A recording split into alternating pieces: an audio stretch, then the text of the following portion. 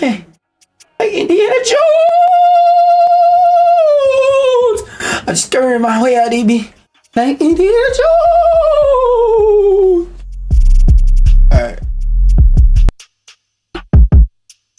Alright. So first we're gonna start off talking about a little bit of Marvel Rival news, and that is first I saw this article from Game Rant claiming that there's a feature in Marvel Rivals that divides the community. Now, I didn't pre-read this article or anything, but if they're talking about Roku, I'm gonna cut this article off. Controversial surrender feature in Marvel Rivals lets players end matches early, dividing the community. Oh yeah, no, you got F6. Yeah, no, that's not a bad thing. Some argue surrender option may discourage players from trying in games where they could still win. Well, to be fair, I'd rather there be a surrender option than no surrender option, because not having a surrender option just makes it so that people who believe the match is already over just give the fuck up, and now I gotta spend the next 5 to 10 minutes in a match with somebody playing half-assed when they could have just F6'd. We could have got it out of here and went to a new match, because like only people who like are wannabe sweats who sit down every day and they study spreadsheets full of numbers just to understand the strengths and weaknesses of their character so they can optimize their gameplay. Only those type of people care about win-loss records, and I would assume those are most of the people that would be like upset that this feature exists. Like those people who want to have an esports story every time they play a match. It's like, no, bro, it's a game. It'll happen when it happens. Despite mixed feelings, surrendering is now an option with more quality of life updates on the way. Now, I did see this feature in a match while I was off stream. I didn't know it was a new feature while I was playing this off stream, and I didn't play the Jeff mode, okay? I'm gonna try that out today on stream a little bit later, y'all. First, I'm gonna play Power World, and then I'm gonna play this. I'm gonna play the Jeff joint, and I'm gonna play a little bit of ranked. I'm gonna just test out the mode, see if I like it. But I don't really need to read too hard into this article, because like, yeah, I can understand why people don't want the option to F6 there, but if everybody on the team doesn't agree to F6, it really doesn't matter who initiated it, the match still keeps going. So I don't think it's that harmful or that crazy of a feature. There may be some discourse in the community, but I feel like it's just Marvel Rivals. Since it's a hot game currently, there's a lot of news around it that there's going to be different things people say. Okay, this one, now I wasn't aware, but recently I've been seeing PC Gamer be on weirdo timing. The first thing that really put me up to game that the PC Gamer was on weirdo timing was the other week when I saw, damn, it entered my head then it left. Oh, the other week I saw a post from PC Gamer talking about how Astrobot won't be Game of the Year, and their little bullshit ass PC Game Awards that nobody gives a fuck about, because it literally can't qualify because it was never released on PC. Now, while I may understand you want to like give people comfort and help them understand what can and can't qualify for your award ceremony or whatever the fuck, it's like, bro, you don't have to dunk on somebody else to tell people about your award ceremony, because like people who actually play games, the people who actually pay attention to this type of stuff, would want Astrobot to win Game of the Year. They would enjoy Wukong winning Game of the Year, but the ones who actually play games, who play Astrobot, and when I say gamers, I don't mean anybody that plays video games. I'm being an elitist right now. I'm being prejudiced. I'm not talking about you motherfuckers that play 2K. I'm not talking about you people that swipe on credit card simulators like Fortnite and Roblox. No, I'm talking about people who know what a Dragon Age of Veilguard is. Like, Marvel Rivals is cool and all, but I'm not talking about people who play Marvel Rivals. I'm talking about the people who play a fucking Astrobot. I said not Call of Duty. Who play a Warhammer. People who remember when Rise of the Ronin came out and nobody talked about it. People who actually gave Stellar Blade a chance. So when I say gamers, I'm not talking about you motherfuckers that play Marvel Rivals too hard. Because like Marvel Rivals is a game that's being accepted is one of those games where, like I say, every year there's 2 paid games and 1 free to game at least that the general public accepts. For example, Uncharted, hey, relax.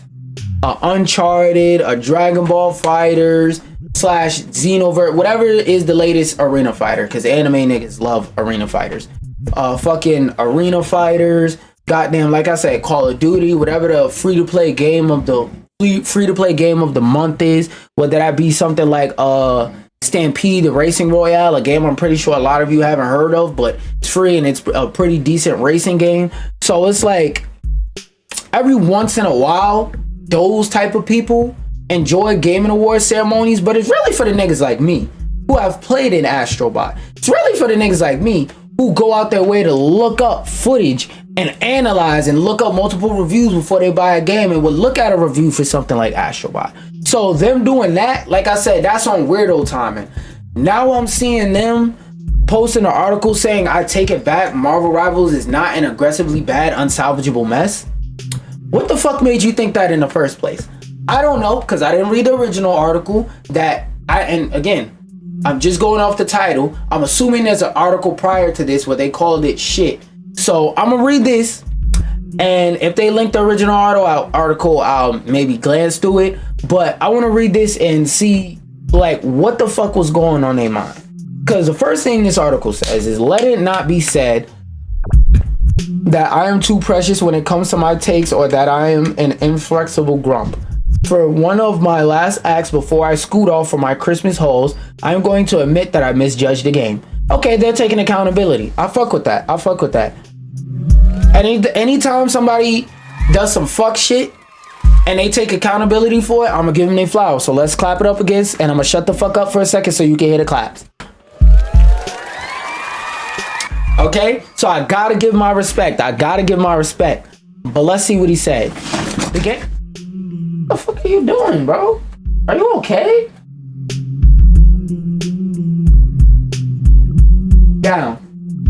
Lay down, bro. I don't know what the fuck you did, but lay down. You need to relax. Anyway, let it not be said that I'm too pressured. Blah, blah, blah, blah, blah. The game in question is the spandex heavy Marvel Rivals. NetEase's gaudy hero shooter, which I called aggressively bad back in July, is fine. Good even. So let's skim through the red article. Marvel Rivals closed beta is aggressively bad and turns my favorite Marvel villain into a glorified babysitter.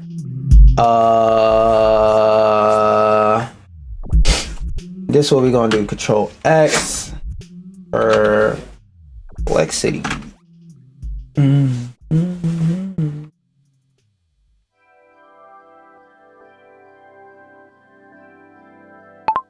Can you please summarize this article into 5 bullet points?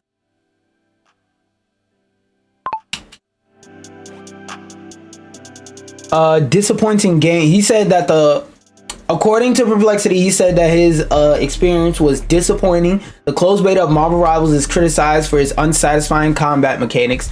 They didn't change any of the combat mechanics, like, at all. They maybe did a bit of balancing. Well, not maybe. They did a bit of balancing from the beta compared to the full release of the game. So it's the same fucking thing. It's just more characters available. Character misrepresentation. Iconic characters like Magneto are reduced to ineffective support roles.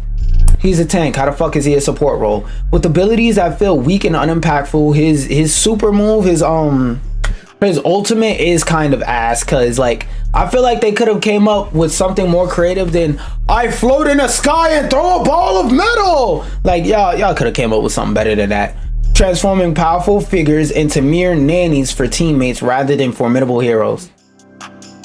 Magneto is a frontline character. How the fuck is he a nanny or a babysitter? He's not like a support role that sits in the backs and throws heals like a cloak and dagger or something like that. And one thing that's good about this game that I think like Shitty Watch and all the other like hero shooters that have like the healer tank DPS thing going for them, is that healers in this game could actually run on a field and like be Rambo and clap everybody and get kills. That's what I like about this game, because I feel like in, like I said, Shitty Watch 2, because Overwatch 1 was good. Shitty Watch 2, on the other hand, a lot of the healers, they kind of just sit in the back line and they look around corners and they throw heals. Then they dip back behind the corner, wait till somebody needs heals and throw them again. Unless it's Goat's Meta Mercy, then she's just floating around with an IV drip bag under Reinhardt's titties or something like that. So I don't know what you mean by nannies, because none of the characters in this game are exclusively forced to play backline. Like, there are some characters that are extremely good at it, yes, but forced to the point to where you could call them a nanny, especially Magneto. Fuck no. Visual overload. Already right here, I'm gonna refute this one, because one of my main positives for Marvel Rivals is the fact that it doesn't have visual overload. Because one of my problems with Overwatch, especially, and the reason why, like, after like 2-3 years I stopped watching competitive Overwatch, is because imagine, hold on, like, I'm gonna just look up competitive Overwatch footage. Overwatch. I'm not even gonna say anything about it. I'm gonna just show you. Where's videos? Oh, I clicked past it like a dumbass. Most intense competitive match ever. There we go. Why is my whatever? Hi, hello everyone. My name's Mish. No. Pro over. Why did it? Pro Overwatch. Oh, actually, here we go. Top pro plays. No, bitch. Top pro plays. I'm gonna just play this over, just random competitive Overwatch footage, and you tell me what you see.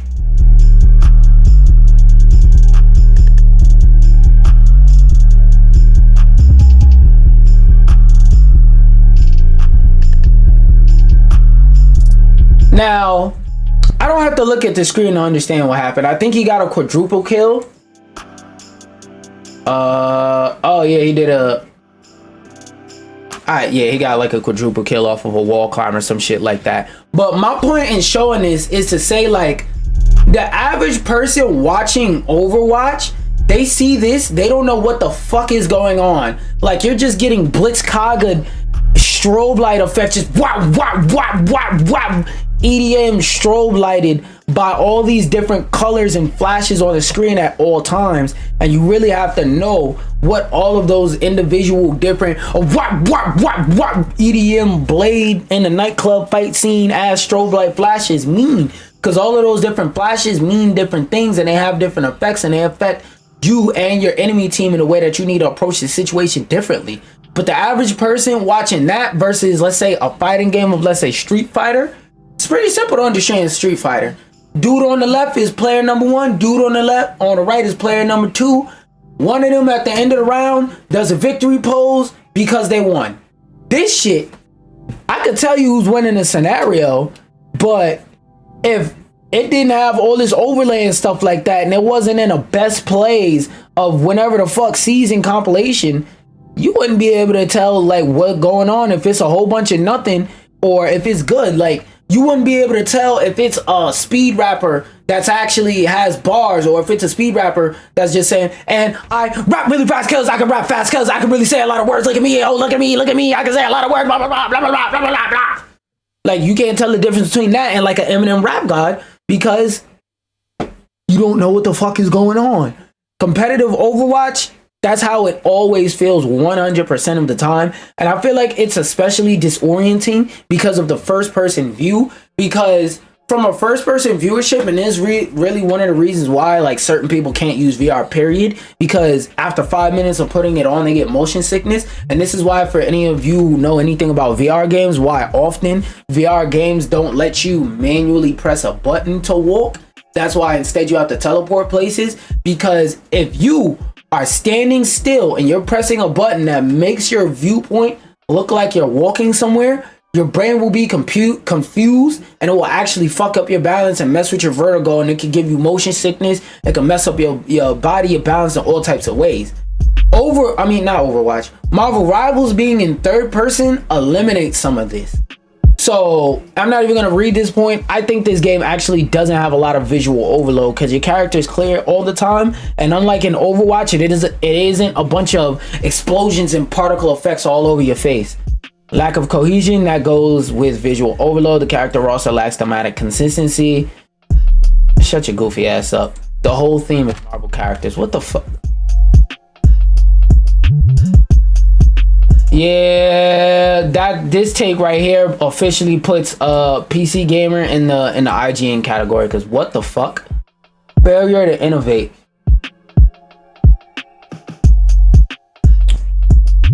I get so tired of having this conversation on stream where I have to say that every creation does not have to be as impactful as creating sliced bread after somebody created the wheel. Sometimes you could just make a slightly better wheel. Sometimes we don't need you to invent sliced bread. Sometimes we need you to invent whole grain bread. Sometimes we need somebody to think, what if I put some jelly on this bread? Sometimes we need somebody to go, let me try putting some meat and cheese on this bread. Not everybody has to invent the wheel. You can make a slightly better wheel. You can improve the experience of using a wheel. The first person to make a wheel might have made the wheel octagonal. You might go, you know what? Instead of making it octagonal, let's make it decatagonal. Having 10 sides, that's what deca means. Let's make it decatagonal. Then the next person after that might go, you know, octagonal and decatagonal aren't really equally as impactful. So let's make the whole shit circular. Then the next person might go, you know what? A circle is cool, but having a solid stone slab as a wheel doesn't really work well because the material isn't flexible. So let's use wood and put spokes in it. And somebody say, well, using wood is cool, but what if we use metal instead? Okay, using straight metal isn't always the safest on every road type because it could cause sparks. What if we put rubber around that metal so the metal doesn't wear down and cause sparks that could blow shit up all the time because we're using these wheels on devices that have gasoline on it? You don't have to create the next best thing since the wheel. You can just improve the wheel. And that's what they did by putting the game in third person, as I just talked about. They not only improved the experience by making it less disorienting, especially when you play characters that are zipping and dashing all around the place. They made it so that the game is more visually clear and it has a different style from Overwatch. Even though there is some overlaps because they're in the same genre, it's like, yeah, it's a different game though. Because for example, Mortal Kombat and Street Fighter are in the same genre, but nobody calls Mortal Kombat a Street Fighter clone. But at the core, the gameplay is the fucking same. You footsies, you land a string and go back and forth landing strings until somebody wins. And yes, I know that Mortal Kombat is more string based and Street Fighter is more footsie based, but there's still fighting games that include footsie. Same thing with Tekken, same thing with Smash, same thing with fucking any fighting game you can name. Even goddamn arena fighters have some level of footsie. So it's like they're all games where you're fighting an opponent and it requires footsie. They have nuance. A lot of people like to strip nuance from out of things because that makes it easier for your monkey brain to process. But it's like, bro, once you remove nuance from certain things, you just remove its existence, essentially. I really did hate my time with the Marvel Rivals beta back in the summer, allegedly this person said. But they like the redeemed Ebenezer Scrooge. Their heart has grown. What the fuck are you yapping about? God damn, that nigga loud as hell. The issues I had with it back in the beta have not been completely exercised from the live version. So what the fuck is the difference? I still find the lack of punchiness, visual feedback, and character cohesion to be factors that will continue to hold it back. You know what I feel like? I feel like he's probably a fan of Overwatch, so he was looking for any reason to shit on this game, and he just used, it's an Overwatch clone, it's an Overwatch clone, it's an Overwatch clone, yelling at the top of his ears with his ears plugged in, eyes closed the whole time while he was playing. Because like, yeah, this has some similarities to Overwatch, but this is a completely different game. Number one thing that I said, Overwatch is in first person, this game is in third person. This game isn't as disorienting as Overwatch. This game doesn't have a bunch of bright colors taking up half the space on your screen, and then another bright color taking up another third of your screen, then another bright color taking up another third of your screen, and a bunch of UI all over your screen changing colors and blitzing you in the face and flash banging your eyes every time something happens. This game is more visually cohesive. Now, it was cool when I was 15 playing Overwatch, but bro, I don't want to see that shit no more. I like colors on my screen, but don't try and make me go blind showing me all these different colors flashing them. He was hesitant to give it another shot, along with all the crackling single player games I've got on the go right now. My cup runneth over when it comes to quality live service romps too. That's true. There's a lot of good live service games out here, and a lot of games that are good at tricking people into thinking they're good. And the thought of taking away time from Warframe, or this nigga's a Warframe player. I don't want to hear your opinion. Shut the fuck up. Playing that college degree ass game. Get the fuck out of here. And just to be clear, I don't hate Warframe. I just hate the niggas that play Warframe. Niggas that play Warframe will sit there and swear to God the game is not that difficult. Like, man, shut your ass up. You've been playing this game since 29. You've been playing this game since 2009. When the game play out. Well, yeah, that's the same thing. 29, 2009. But still, you've been playing this shit since 29. Shut your ass up. This I wanted to kind of mention in passing and say, hey, yo, Sega. I gotta clap it up. I gotta clap it up for y'all. Not only are y'all beating Mufasa, y'all are making people actually play good Sonic games. Now, you may be shocked, scared, maybe even shitting yourself in fear, thinking, wait, is the #1 Sonic hater not a Sonic hater anymore? No, that's not the case. I still hate Sonic. The reason why I personally enjoy Sonic Adventures like the most out of any other Sonic game is because A, I'm a normal fucking human. Any human that plays Sonic Adventures is gonna have fun with it. B, the reason why Sonic Adventures to me personally is fun is because you don't play as Sonic, and anybody who I've ever talked to about Sonic, the one thing I always say is what I learned is that I don't hate Sonic games. I just hate playing as Sonic because to me, he doesn't interest me. Like, I don't care if it's Shadow, if it's Rouge the Bat, if it's damn Knuckles, if it's Tails, Eggman, like playing literally anybody in a Sonic game but Sonic to me is more interesting. Sonic's only mechanic is I run forward very fast. Like that doesn't entertain me. That's not fun to me. But for example, having the ability to run fast, do all of the stuff that Sonic could do, but now I could also float. Now I could also fly. Now I have mechanics that like are more interesting than just I run fast. I like that. I enjoy that. And with the recent success of the Sonic movie, the player count is spiking, the player count is going up. I've even been seeing memes on my timeline about people like their experiences with the Sonic franchise and seeing the Easter eggs and getting happy in the theater. One today I just seen where somebody was mad that he caught a Sonic Adventure reference and that he was looking around the theater like, yo, am I the only one who plays Sonic Adventures? Now, I'm not gonna watch the Sonic movie because fuck Sonic, but it's stuff like that that makes people play your game, Sega.